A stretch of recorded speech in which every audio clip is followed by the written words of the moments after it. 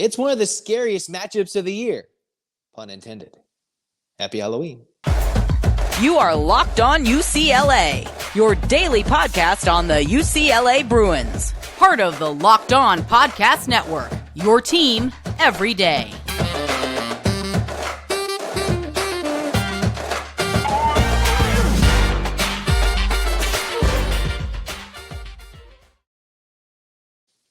Welcome, everybody, to this edition of the Locked On UCLA podcast. I'm your host, Zach Anderson-Yoxsimer. Thanks for making the show your first listen each and every day. It's free wherever you get your podcast, and it's available on YouTube. Like, comment, subscribe, review, disagree, agree. We thank you for your support. If you're in every day, you would have seen our reactions and grades to the UCLA game against Colorado. But with this happy Halloween spooky season, of course, as we transition to November, the Bruins have their spookiest game yet as they take on the Arizona Wildcats, which is why we'll have very bad puns throughout, maybe, not promising, maybe a good one once in a blue moon, and we'll enjoy the show anyways. This show is brought to you by Game Time. All you got to do is download the Game Time app, create an account, and use the code LOCKEDONCollege for $20 off your first purchase. And no, you can't buy your way out of getting bad puns in this episode. It's going to happen. UCLA in a game that is probably one of the scarier matchups in the last few weeks, ironically enough, as the Bruins play Arizona in Tucson. Similarly, kind of, you look back at the 22 season, right? You had the Arizona State game on the road, and then you had the Arizona game at home. Arizona State presented more of a challenge. And then you had the Arizona game at home, a team that was far back in the standings. They had a quarterback that came to play, and the Bruins lost at home in a big upset. Almost you reverse those two things in 23. Arizona State's taken a step back. They have a new coach. And despite what could be a challenging Arizona team, you have Arizona State at home in a couple weeks, and you wonder which team is going to give more fits. On paper and how everybody's playing, it's absolutely Arizona, which is what we're going to start with and be a challenging thing. But just think about in 2022, similar scenario. You flip the schools, one's at home, one's on the road. You flip which week they play, and I wonder how it plays out. Arizona has been playing absolutely terrific football. They've been on numerous occasions a play or two away from knocking off some top-tier teams on the road, or you had I guess you can't even call SC a top-tier team. That's a joke at this moment, and I don't really know if Mississippi State qualifies as a top-tier team, but still those are road games that they lost in overtime and triple overtime. Basically a play away from winning those games, one with Noah Fifita, who has taken over the role when Jaden DeLora got hurt, and then all of a sudden has just run with it, even though DeLora has come back to full health and taken over as a redshirt freshman, this Arizona offense, and has led his team to some big-time wins. Absolute domination over Washington State. Literally obliterated them out of the water. Then they took down Oregon State, something UCLA couldn't do, even though Arizona hosted them. And now they play host to the Bruins on a homecoming night. And despite the Wildcats having 3 losses, all by one score, by the way, this is an absolutely scary matchup for a game in which UCLA is actually favored on the road because of their defense. You wonder, can the Bruins D force this youngster into mistakes, something he has not done. Noah Fifita has been one of the key reasons Arizona's taken off. And I know there's a lot to talk about the Arizona defense vastly improving, a lot like the UCLA defense. Hey, look, Jed Fish has done a lot of good things for this Arizona program to grow and build his team, which is why this matchup is extremely scary. And quite frankly, I'm shocked that Arizona isn't getting as much love on the line as not the offensive, but, betting lines and everything, that, hey, is UCLA going to go to Arizona and have as easy of a time? No, I don't think anybody thinks that. I'm surprised Arizona's not favored, considering they just took down Oregon State and obliterated Washington State, and were that close to beating Washington at home in Fifita's first start. And then they were 2 plays away on multiple occasions from beating SC in the Coliseum before SC crumbled and fell. They found the blueprint to beat him. They just didn't get the win. They didn't execute. Fifita, the SoCal kid, and he played at Servite. He's a Huntington Beach product, found his way to Tucson, a redshirt freshman, and has been a Pac-12 freshman of the week. He has thrown for 11 touchdowns and only 3 interceptions in his 4 starts from the end of September through the entirety of October. You look at Jaden DeLora's numbers. When he was the starter for Arizona, in his few games that he started, 9 touchdowns passing, 5 interceptions, including a 4 interception performance at Mississippi State early September, where they lost in overtime and still found a way to get that game to overtime. It's like how UCLA dealt with their 4 turnovers, right, against Colorado. The Bruins defense was able to do a lot of good things. Arizona's defense has been able to be much improved this season to compete in a lot of games. Not that they haven't given up points at times. SC did put up a decent amount of yards and points, some of those coming into overtime as well. Still, this is an Arizona team that is much improved, even scarier than the one that upset UCLA a year ago when the Bruins had a lot on the line. All they had to do was win, and then they would have been setting up the stage for a UCLA-SC game, potentially to make it to the Pac-12 title game.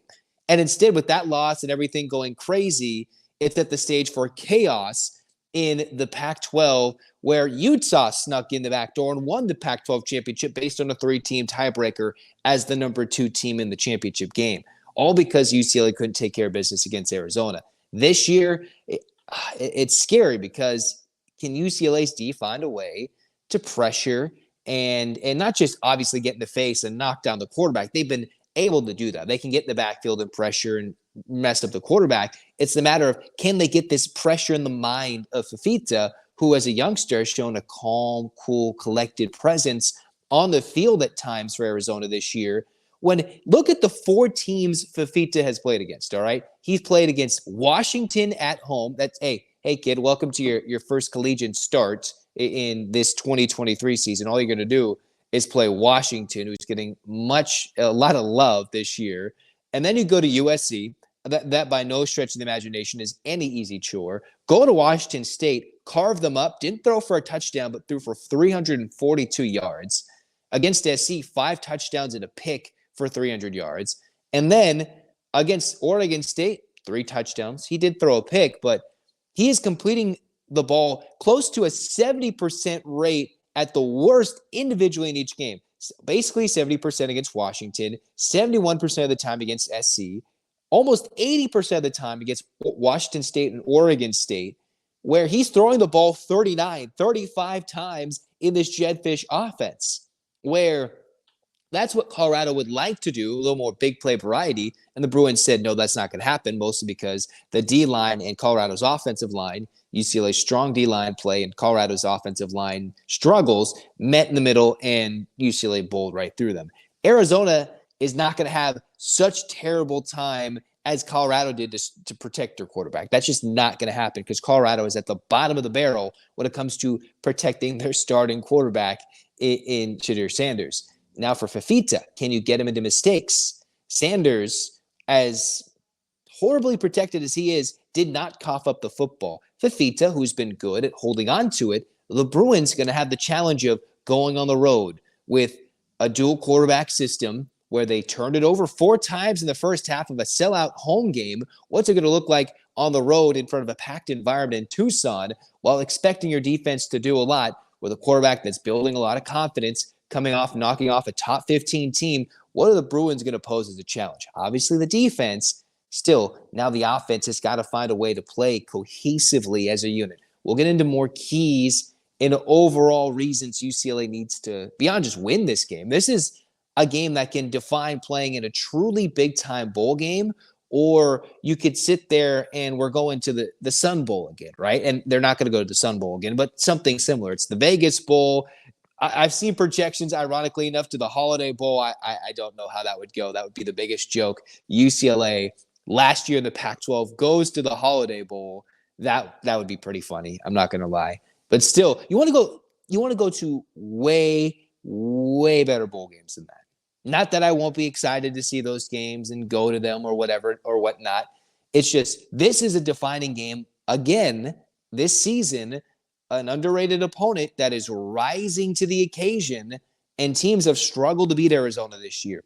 It's taken a lot of mistakes from the Wildcats generally in their couple of losses. 5 one-score games this year. 3 of those they've lost, except they won most recently against Oregon State. It's taken a team to pressure Arizona just enough, make that one mistake, and turn that into a victory. Now, can the Bruins do that? This is a very scary matchup that can keep them in the thick of things, kind of the edge of the thickness, right, of the Pac-12 title race, keep them eligible and competing to the end, as we saw how crazy the last week of the 2022 season went, or you lose this, no hope for Pac-12 championship game, and then you're just competing for growth in the most dominant defense and having a good nickname. There's quite a bit on the line for this team to try to get to this 10-win plateau and prove UCLA can get a good win on the road against Arizona, who's unranked but a very scrappy team that with another win will certainly be ranked after this game if they do it again. 3 straight wins over pretty quality opponents. If you go to Washington State on the road and beat Oregon State, UCLA at home, Arizona's on the verge of breaking through. It's just, can the Bruins stop that right here, right now?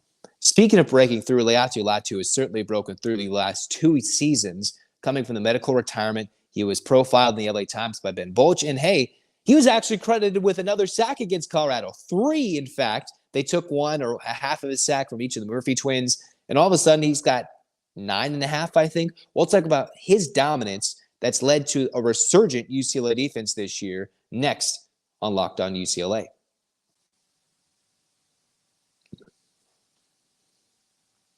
Maybe you're sitting there and you're wondering, do I venture into enemy territory this upcoming week or in a couple weeks when it's truly enemy territory? Or you're going to go to the Rose Bowl in the next 2 times and you're waiting to the last minute and you're wondering, man, I don't got a ticket, but I don't got plans and I want a ticket.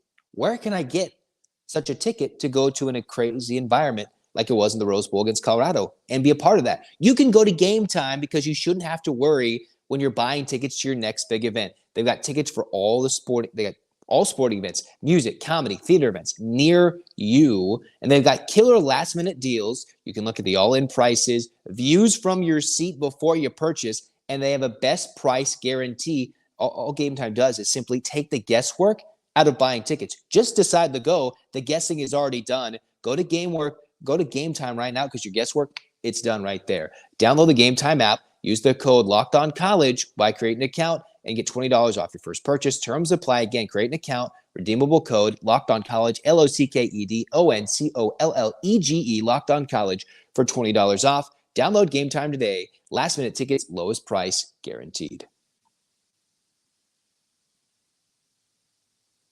Cruising on, next segment of Locked On UCLA podcast, we're talking Laiatu Latu, who has been getting a lot of love, NFL mock drafts, first round, top 10. I've been trying to figure out who is going to get Latu. I'm not entirely sure, depending on which team needs quarterbacks for the NFL. Of course, my beloved Raiders, unfortunately, will probably be in the market for a quarterback, although I'd love to see Latu be in the silver and black. Either way, doesn't matter, because Latu has been dominating for the Bruins, coming off being medically retired in Washington. The training staff in Washington wouldn't, if you haven't heard by now, you've probably heard it, read it, seen it, whatever it may be, the Latu story of having to grind through the medical retirement and then signing waivers, getting checked out by doctors, getting cleared by the UCLA trainers, and then having an absolute dominant 2022 season. Not guaranteed to get fully drafted because teams were worried about his health. Comes back to UCLA, and looking at the Latu numbers in 2022 compared to 2023 this year, he has almost more than doubled his impact in this season, or not double, but getting close to it if he continues his dominance for the rest of the season. UCLA was already focusing on their D-line, their front seven, the Murphy twins, everybody up front, led by Laiatu Latu and Danton Lentz, found ways for the whole 11 guys on the field at a time to dominate as a complete unit. But Latu has been the focal point. In 13 games in 2022, for someone who could very well be the first All-American since 2014 when it was Eric Kendricks, and he's gone on to have a nice career in the NFL and was a great Bruin as well. This was, I believe, I read this in the LA Times from Ben Bolch. Of course, preseason love, but a full, complete season All-American. You can get all the preseason, midseason hype all you want. Latu is pretty much well on his way to dominating, trying to win the Pac-12 Defensive Player of the Year. He's second in the conference when it comes to sacks, just behind Jonah Ellis, who needs a big game here and there down the stretch. This is his 2022 numbers. 13 games played, 23 solo tackles, 36 total tackles, had 12.5 tackles for loss, had 10.5 sacks, 3 forced fumbles, and a fumble recovery. That was in 13 games for Latu. A solid season, excellent, very dominant. We loved him. Now in 8 games, mind you, he barely did anything against NC Central. Didn't have to do much this year. At 14, he has got 26 tackles, closing in on the same amount of tackles he had a year ago, with still 5, maybe more, games to play. He's got now 13 tackles for loss. He's already surpassed his damage from a year ago. And with the addition of an extra sack against Colorado, he had 3 sacks in a game against the Buffs, which equaled his single season total in a game this year against Coastal Carolina in week 1. He's now got 9.5 sacks after the readjustment and the credit to his sack. He had 10.5 sacks in 2022. So just one more sack, a half sack here, a half sack there, whatever it may be, he can already eclipse his total with a good performance against Arizona in 9 games, with still what he had 4 games to deal with a year from now. He had a pick against NC Central, so he's got 1 interception, 2 forced fumbles, a pass defended, and he's just wrecking. He's just a complete wrecking force. Whoever gets him at the next level as he continues to grind and be healthy, right? He can find a way to be an absolute game wrecker for somebody in the next level. Of course, as a Raider fan, I always look to Max Crosby and his dominance. I wonder what Latu can do. And by reading the story written by him on Ben Bolch, it's how has he been able to do things? He's been running with the idea. He's been using Euro step moves from different sports to get around the offensive linemen, studying offensive linemen's moves. And if they find ways to stop him, he uses the counter move, whatever it may be, to get and break to the quarterback.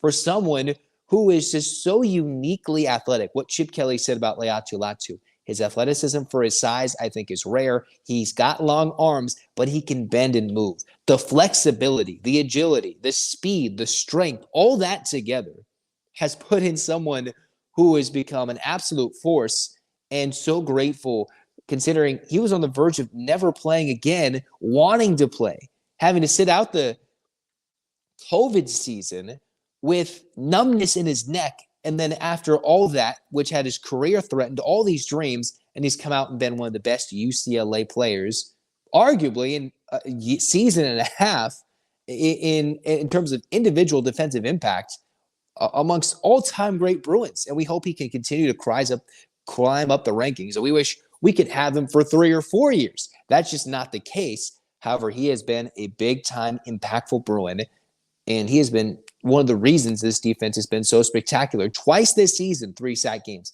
a pick, tackles for loss, making the forced fumble. Remember that Washington State game when he was making plays left and right, when he didn't get a tackle, raced and chased a guy down from behind, forced a fumble when the Cougars were driving the UCLA red zone, makes plays even if he didn't make the initial play, the chase down, continuing the play until the whistle is blown, and then some in the best way possible, right? Those are little intangibles that if you go watch the Washington State game, go watch those highlights, you can probably find them all over social media. His continuing the play, everything has led him to become an ideal Bruin.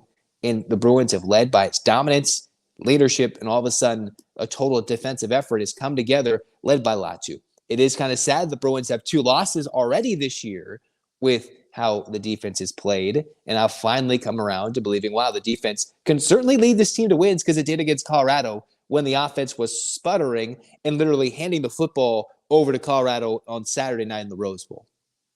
Now, it's so spooky, it's so scary. Watch out, it's Laiatu Latu, and he's coming to get you in the backfield, which is what we hope he can do against Noah Fafita and the Arizona Wildcats, led by Jed Fish and company, in a program that's on the rise. Now we just hope UCLA says, all right, not your year, knock them off and stay in the contention for the Pac-12 title game berth. Latu and company doing a lot of things there. And he's already doing this with less games played than he did in 2022. Think about that. Speaking about Pac-12 championships, we got a national championship out of UCLA women's soccer in 2022, but they've already wrapped up another conference championship, the last one ever in their most recent draw. Let's take a look at the UCLA women's soccer team when we come back on Locked On UCLA.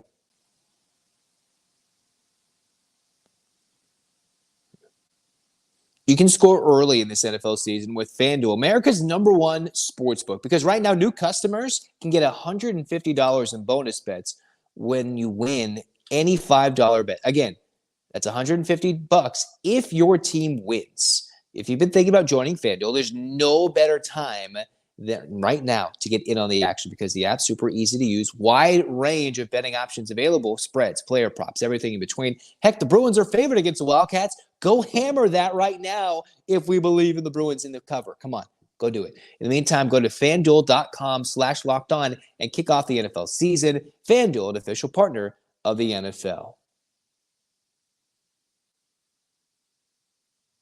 Wrapping things up on Locked On UCLA, Zach Anderson-Yoxsimer with you guys, is the UCLA women's soccer team. Goodness gracious, #2 in the country, just behind Florida State, a team that's unbeaten. The Bruins have been super dominant ever since their early season loss on the road in Provo against BYU, and they've since been absolutely dominant. Teams have been almost unable to get anywhere near them, and their streak of 11 straight wins or something ridiculous did come to an end after they drew Stanford at home, which is not a bad result, because with that draw against the Cardinal 1-1 on October 29th at noon in Wallace-Annenberg, they found a way to become Pac-12 regular season champs, the final Pac-12 championship to win in women's soccer, as almost all of these will be in some iteration of its current form of the Pac-12.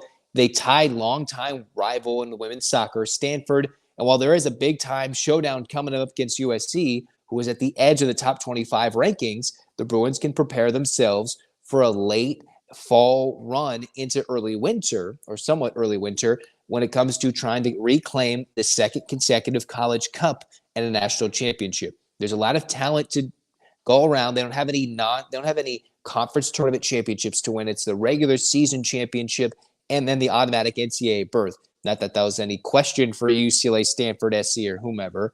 But the Bruins, still unbeaten since early September, took down Cal, a team that's been pretty good for the most of the season, beating them 2-0, a couple of first-half goals. And then, despite a 68th minute goal for the Bruins by Sophia Cook, her first goal of the season, they gave a goal back right away in front of a packed Wallace-Annenberg Stadium, over 2,700 in attendance there, as Marguerite Erosasa, a lot of her returning players trying to get into postseason form, rekindle that magic that found themselves winning late games, penalty kicks, overtime comebacks to set themselves through the NCAA tournament all the way to national championship overall. Can they find a way to do so? They just won the Pac-12, did so against beating Stanford. And that USC matchup is going to be very interesting to see how it plays out, because at the end of 2022, the Bruins weren't going in with the most confidence. They went in with a 2-0 loss on a Friday night to USC at McAllister Field at USC, right? In mid-October, they had lost to Stanford on the road 1-0. Well, the difference between now and then was SC got upset. Stanford didn't make it all the way. And the Bruins didn't have to leave their home field until they went to Cary, North Carolina, which is how things will set up this season, where you get to play SC at home. And even if they lose that game, that didn't deter them from their 22-2-1 campaign all the way to the finish line for a national championship victory, where the Bruins won twice in overtime, and they won in PKs against Central Florida, beat Virginia in overtime, and then knocked off North Carolina in one of the most epic late-game comebacks in national championship game history, scoring right before the death to force it to overtime, if we all remember that crazy game in early December on a Monday night. Now, here UCLA is, similar feeling, right? They're coming in 14-15, 1-1, and they got the similar vibes. Although soccer is very cruel, and you can easily find yourself in a penalty kick scenario, and maybe if you're not as clutch, not as lucky as some might say, you could find yourself a little bit falling short. Despite the Bruins unbeaten at home, have not lost in conference play, riding with even more confidence, one would say, than the year previous, and are coming in as the defending champs. I'm ready to bank on this team going forward. Can't wait to talk about how this team plays through November, hopefully into December. But first, knock out the Trojans, smack them, get revenge for the last year, and kick their butt, which is how we're going to wrap up Locked On UCLA today. Win the Natty, but knock out the Trojans. get knocked down the horse, whatever it may be, go Bruins. So UCLA fans, if you're an everydayer, we're going to talk in the next episode more about what UCLA needs to do to beat Arizona. I'm going to talk about the UCLA exhibition. We're going to talk about the exhibition because these Bruins finally hit the court when they play the likes of Cal State Dominguez Hills on a Halloween evening. So get spooky, get crazy, stay safe, and have a fun time, trick-or-treating or whatever you may do. Hands up, Bruins fans. Zach signing off. And 1, 2, 3, 4, 5, 6, 7, 8. UCLA. UCLA. Fight, fight, fight. This has been Locked On UCLA. Go Bruins.